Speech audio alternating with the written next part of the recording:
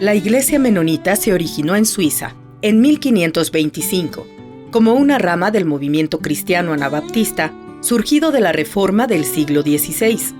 Se trata de una doctrina pacifista que considera necesario separar la iglesia del Estado y rechaza el bautizo infantil. Este movimiento pronto se extendió a regiones de lo que hoy es Alemania y los Países Bajos. En 1536, Menno Simons se convierte en su principal líder y a partir de entonces se les llama menonitas, los seguidores de Menno. Las persecuciones de que fueron objeto y la escasez de tierras les hizo buscar otros lugares para vivir de acuerdo a sus creencias y principios. Así, a lo largo de 4 siglos, tuvieron una serie de migraciones que sucesivamente les llevaron a Prusia, Ucrania, Canadá y finalmente a México. Estamos hoy celebrando el centenario de la llegada de los menonitas a esta hermosa tierra, a nuestro municipio Cuauhtémoc, hoy municipio de las Tres Culturas. ¿Qué significa para nosotros? Más allá de los quesos, más allá del corredor comercial, más allá de esta industria que durante todos estos años han desarrollado, yo quiero resaltar los valores que ellos ya portaban, no solamente simbólicamente en su equipaje, sino las ilusiones de venir a asentarse en este hermoso valle.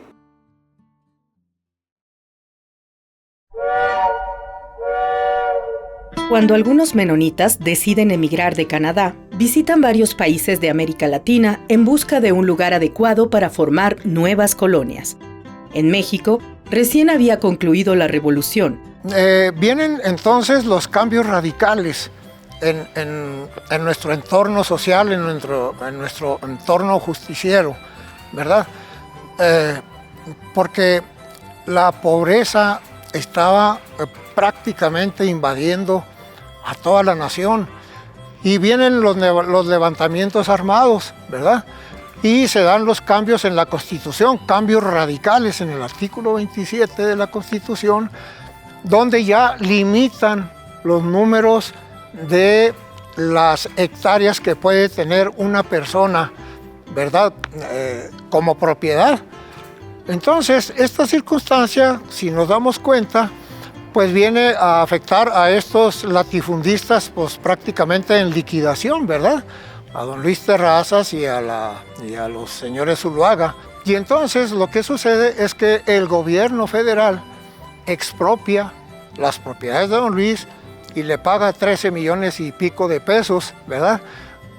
Como parte de ese beneficio económico. También, ¿qué sucede acá en el otro latifundio, en el segundo latifundio más importante, que es el de los Zuluaga? Bueno, aquí se da un fenómeno parecidón. Luego de buscar tierras en varias regiones del país, los menonitas compran a la familia Zuloaga 100,000 hectáreas que pertenecían a la hacienda de Bustillos. Es así como en 1922 llegan a la región de lo que hoy es el municipio de Cuauhtémoc. Ante la inminencia de perder su latifundio, resulta que el general Álvaro Obregón tiene contacto con familias menonitas que vienen de Canadá y que tienen interés en establecerse aquí. Uno de los delegados de los menonitas canadienses, Johan Peval, hace contacto y amistad con un funcionario de gobierno mexicano, quien aboga por la inmigración de buenos agricultores, porque el gobierno de Obregón sabe que el problema agrario no se va a solucionar con repartir tierras, quitarle tierra a los latifundistas y nomás repartirlas, sino necesitamos gente productora buena. Obviamente, después de las atrocidades que dejó la revolución, pues se requería, el general Álvaro Obregón era agricultor sobre todo, y él sabía que tenía que revivir la economía de la nación, ¿verdad? Entonces, sabe que los menonitas, ¿verdad?, son personas muy trabajadoras, son personas de bien, y entonces llevo a cabo una serie de reuniones con ellos. Pero Johan Peval no puede convencer a los demás porque saben que en México hubo una revolución muy sangrienta que apenas terminó, o a lo mejor no terminó de todo. Álvaro Obregón, entonces presidente de la República, les autoriza a establecerse, dispensándoles del servicio militar y de prestar cualquier juramento. Les permite también establecer sus propias escuelas y practicar con libertad su religión. Finalmente se realiza un pliego de garantías, le llaman en el argot legal, ¿verdad? En el que el gobierno les ofrece respetar todas sus costumbres, su forma de educar a sus hijos, obviamente no intervenir en su religión, y los menonitas aceptan este pliego de garantías y entonces viene el proceso ya de incorporación de los menonitas a nuestra región. Y es hasta principios del 1922 cuando deciden establecerse. Y entonces el 1 de marzo de 1922 es cuando sale el primer tren de nuestros antepasados hacia México y llega aquí el día 8 de marzo. El mismo mes de marzo, en el resto del marzo llegan otros 6 trenes más. Entonces todo el movimiento surge a partir del marzo del 22 hasta mediados del 27. Es cuando llegan los últimos trenes. En total más de 30, pero incluyendo los que llegaron a Durango, ¿no? Y llegaron de Manitoba y de Saskatchewan, los dos partes.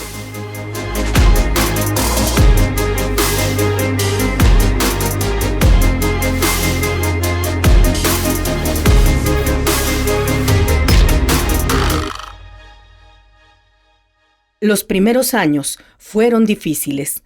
Había que adaptarse al nuevo entorno, conocer el clima y encontrar los cultivos adecuados a la región. Con trabajo, austeridad y cooperación solidaria, pronto encontraron el camino para consolidar la comunidad. Los primeros años eran también muy pesados porque no se adaptaron a la cultura de México, cómo se nutrían la gente pobre que no podía darse el lujo de tener mucha carne y de todo. Y batallaron mucho y se volvieron mucho más pobres de lo que habían esperado cuando vinieron con capital. Luego de unas décadas de dedicarse fundamentalmente a la agricultura tradicional, la incursión en la industria lechera y la mecanización del campo marcaron el inicio de una época más próspera. Hubo un cambio simultáneo en cuanto a la tractorización del campo y el surgimiento de la industria lechera. Porque antes, por ejemplo, para producir una buena cosecha, se necesitaban varios caballos grandes, percherones, y tenían que trabajar tanto todo el año y gastaban la mitad de la cosecha, se la gastaban para producir otra cosecha. Y entonces, pero afortunadamente surge la industria lechera, empiezan a hacer queserías, y para el queso encuentran muy buen mercado desde un principio. Resulta que esos caballos grandes aquí duraron muy poco por la razón de que faltó alimento para los caballos, faltó pastura. Y para subsistir, se le puede llamar, se unieron pues 2, 3 campesinos para un tractor y lo hicieron trabajar las 24 horas para todos. Unos preparando las tierras y otros todavía trabajar con caballos percherones, pero en la siembra, no en la preparación, porque la preparación se requiere más fuerzas. Entonces tuvieron que cambiar como fuera, pero tenían que cambiar. Y para seguir, como le decía yo ahorita, para seguir subsistiendo tenían que unirse con otros vecinos y a trabajar los tractores, porque los tractores nomás comen cuando trabajan y los caballos comen aunque no trabajan. Entonces, si no hubiera sido por el cambio simultáneo de la tractorización del campo y el surgimiento de la industria lechera, la colonia hubiera sido un total fracaso. Pero esas dos cosas influyeron mucho para que se pudiera sobrevivir. Y eso más o menos cuenta ya la historia de las primeras décadas de la estancia en México. La economía no llegó en un día o en un año, poco a poco, pero más bien fue en el 1945, cuando ya hubo mejores mercados para la producción que tenían, porque por lo pronto, en los primeros años, el frijol lo cocían para las vacas, no había quien compraba el frijol. Entonces, en el 45 ya empezó la economía, ya empezaron, ya la gente tenía mejores maquinarias como para preparar las tierras, porque tierras duras en esta región y los caballos, pues, no era suficiente fuerza como para prepararlas bien. Entonces ya en el 45 empezó lo de la tierra, lo de la siembra, lo de los forajes también, por eso la gente tenía ya más manera de alimentar las vacas. Ya para el 48, 49, ya hubo personas que pudieron, uno que otro, pudo comprar un tractorcito nuevo. Ellos vinieron, mis antepasados vinieron con un acuerdo que habían hecho en la iglesia en Canadá cuando recién llegaron de Rusia. Nada moderno, o sea, no iban a usar nada moderno. Por lo tanto, los primeros tractores con ruedas metálicas, porque el acuerdo no mencionó exactamente los aparatos que iban a usar, pero nada moderno. Por lo tanto, se resistían a la llanta de hule porque podría ser un principio para el transporte.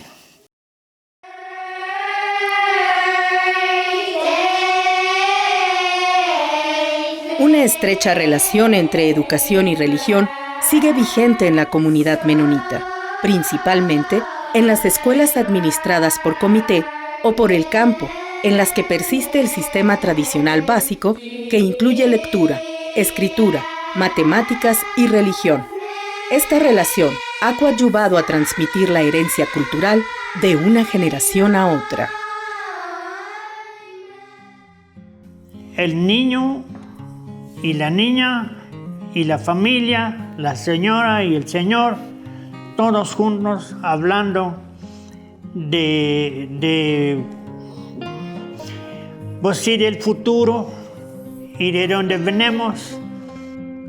Tengo que decir que admiro mucho a la mujer menonita, porque tiene mucha disciplina, tiene mucha organización en su casa, o sea, la casa, o sea, es muy organizado y siempre tienen una rutina y un ritual casi sagrado a cuanto a mantener la casa, mantener el patio, mantener los niños y también lo que es el jardín, porque a cierta época del año hay que hacer esto.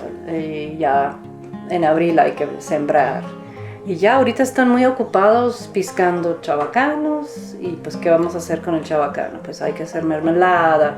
O sea, el que se encarga de enseñar a la siguiente generación los usos, costumbres, idioma, yo creo que es una combinación entre la iglesia y la familia. La iglesia establece qué es correcto o qué no es correcto y qué es pecado y qué no es pecado, y los padres en convicción de que la iglesia es la institución que rige eso, lo enseñan y exigen a sus hijos. Allí el niño cae en una convicción. Dice, yo quiero seguir así. sigue viva gran parte por la educación, porque después de los 13 años, el niño con el papá y la niña con la mamá, y esos eran los otros maestros. Porque cuando yo y mi papá trabajábamos juntos en la tierra, en la hora de comida o en el trayecto de aquí a la tierra, teníamos todo el tiempo para platicar. Creo que la escuela sí solamente tiene la función de enseñar a leer y escribir y los conocimientos que proporciona la escuela.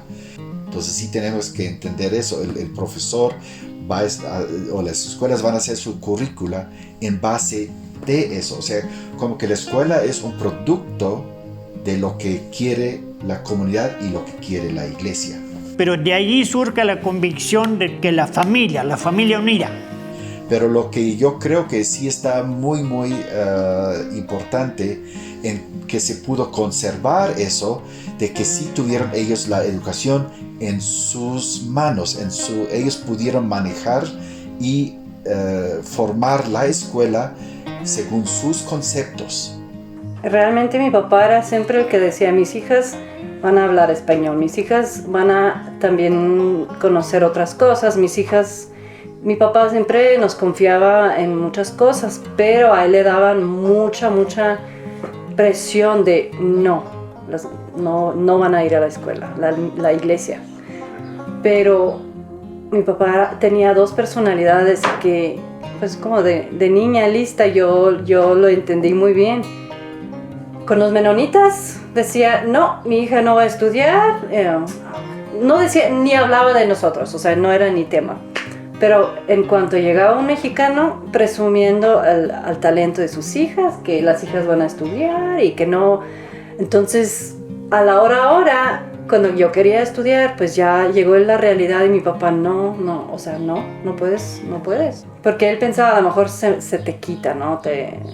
A lo mejor se te quitan las ganas de estudiar y ya quedé bien con todos.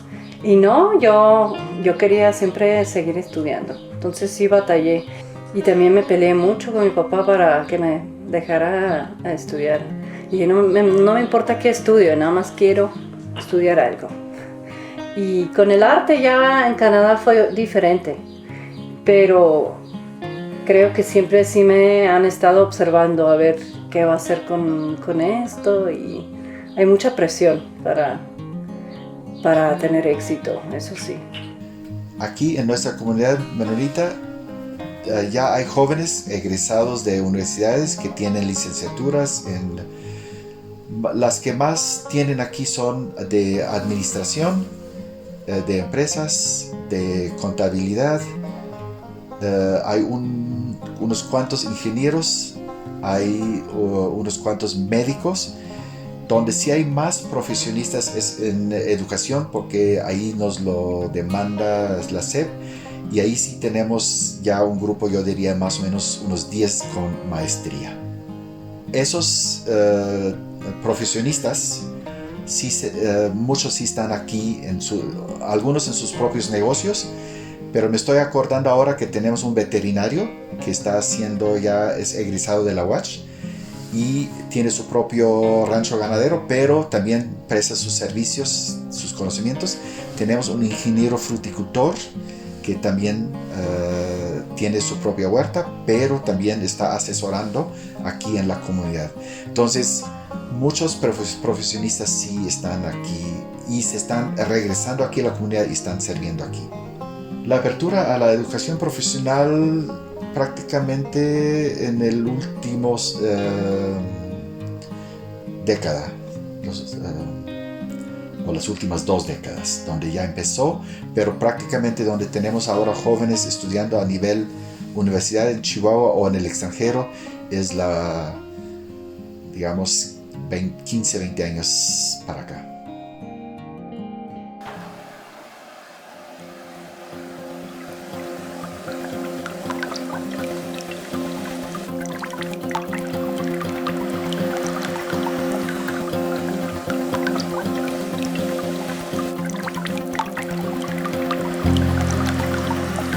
todo ha sido mi trabajo de los últimos años, es buscar el tema, qué es la iconografía menonita, de dónde viene, y he aprendido que hay como 2 o 3 tipos de menonitas.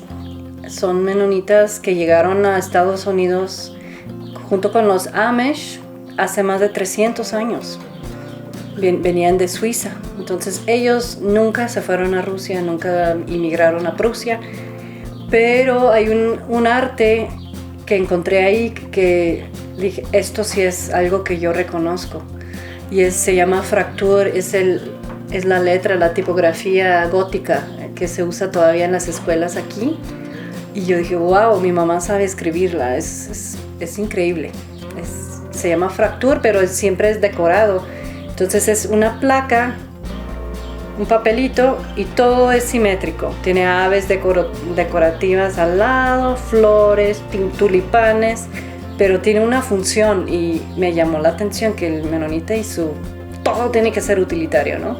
Y me frustra, pero de todos modos tienen la excusa de decorarlo muy bonito.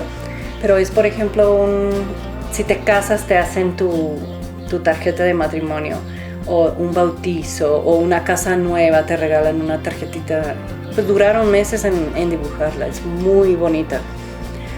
Fuimos y hicimos unas entrevistas y le pregunté a mi mamá, ¿tú reconoces esto? Dice, claro, es lo que hacíamos cuando se graduaba alguien de la escuela. El maestro se ponía a dibujar esas tarjetas y tu nombre bien bonito, pero ya no se usa porque es tan artesanal, duras mucho tiempo dibujarlo, y qué lástima. Yo no he encontrado uno aquí, pero todavía estoy investigándolo, porque ahorita nos fuimos a Canadá y dije, vamos a buscar Fraktur, y claro que ahí el Fraktur era más ruso, tenía muchos motivos. El ruso tenía más otro tipo de flor, por ejemplo, y no tan simétrico. En Suiza, lo de Suiza era al 100% simétrico. Y de todos modos no es tradición rusa, es tradición suiza, y se la trajeron a Rusia y la cambiaron un poco y se la llevaron a Canadá, y de Canadá se la llevaron a México. Aquí es menos ornamental porque el menonita, y con sus cosas de sencillez, ¿no? Aquí es más sencillo, pero de todos modos es súper ornate, o sea, tiene mucho balance con hojitas, siempre hay un marco decorativo muy bonito.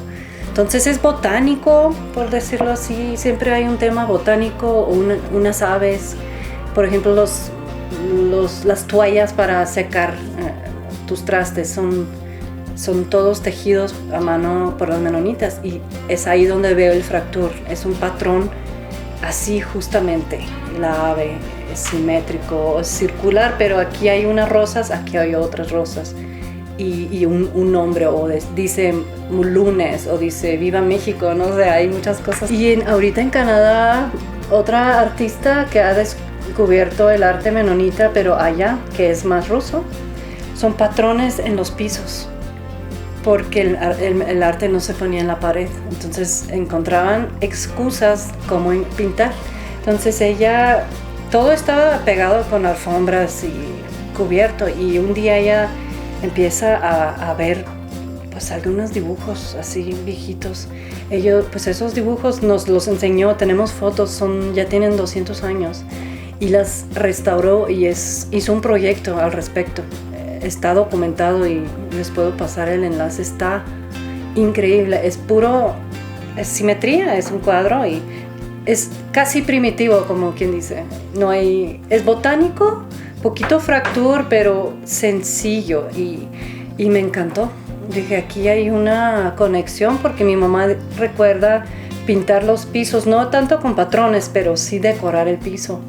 Y también tenemos los textiles para el piso, que para mí son unas obras de arte que se deberían de colgar. Las colchas para mí son obras de arte. Duran más que yo pintando un mural.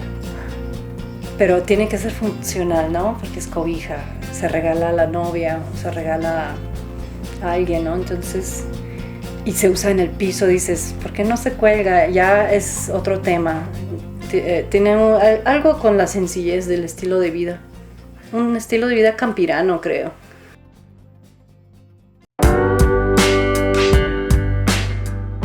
En 1967 se establece la primera fábrica en la carretera de Cuauhtémoc a Álvaro Obregón, Industrias Agrícolas Solfert. Este sería el inicio de lo que ahora llamamos el Corredor Comercial, zona de gran actividad industrial y comercial que se distingue como uno de los más importantes polos de desarrollo del estado de Chihuahua. ¿Cómo surge el corredor? Es así. Primero los menonitas, cuando iban a hacer la carretera a Namiquipa, Bachíniva, todo aquello, los jefes de colonia no querían que se atravesara así directo hasta Bachíniva. Entonces consiguieron que se hiciera de Cuauhtémoc a Rubio en una recta y otra recta pasando por los Cienes y luego a Bachíniva. Porque no querían tener la carretera que pasara por ningún campo. Y en esa línea donde estaban unas cuantas casas en el 6,5, era todo. Y entonces, cuando trajeron la luz eléctrica, también la tenían prohibida, la consideraban muy moderno, muy mundano, usar la luz eléctrica, y tampoco no querían que pasara por los campos, entonces pasó también a lo largo de la carretera. Y entonces Abraham Olfert, un día, él decide mover su fabriquita junto a la carretera, en el kilómetro 17, para ser preciso, y con tal de estar junto en la carretera, pero no tanto eso, sino con tal de poder conectarse con la luz eléctrica, que también era prohibido usarlo para los menonitas. Y entonces, por eso era la primera industria que se plantó en la carretera, casualmente. Y sí, él siempre nos platicaba que había, y lo recuerdo, que él ayudaba a muchas personas. Él ponía el dinero y se empezaron a fabricar otras cosas como desgranadoras de frijol, calentones de petróleo, y él ayudaba a muchas gentes aquí de la comunidad para que empezaran la industria. Él fue uno de muchos de los pioneros. Empezó con la manzana. Fue también él, creo que la segunda persona aquí de la región que empezó con árboles de manzana.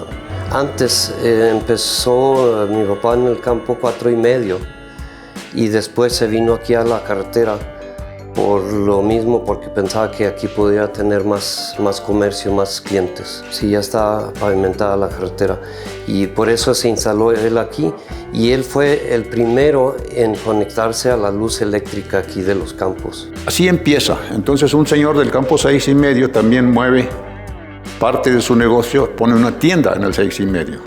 Esos eran los primeros dos. Y entonces solo, sin que alguien había planeado que esto se pudiera convertir en un corredor comercial, como lo decimos ahora, eso fueron las puras circunstancias y casualidades, poco a poquito. Por ejemplo, cuando nosotros nos movimos del campo 22 al kilómetro 17 en el año 69, cuando dice llegó una casa también para ya no tener que ir al trabajo tan lejos. No había ninguna construcción del kilómetro 17 hasta Cuauhtémoc. Estaba todo despejado, todo sin nada. Pero poco a poco, más y más comerciantes decidieron mover su negocio a la carretera. Un tanto por aprovechar la luz eléctrica y otro tanto por estar junto a la carretera. Hace 100 años, mi antepasado, el delegado Clas Gede, llegó a San Antonio de Arenales buscando tierras de paz. Es un orgullo ser parte de esta cultura y vivir en las tierras con las que soñaron mis antepasados.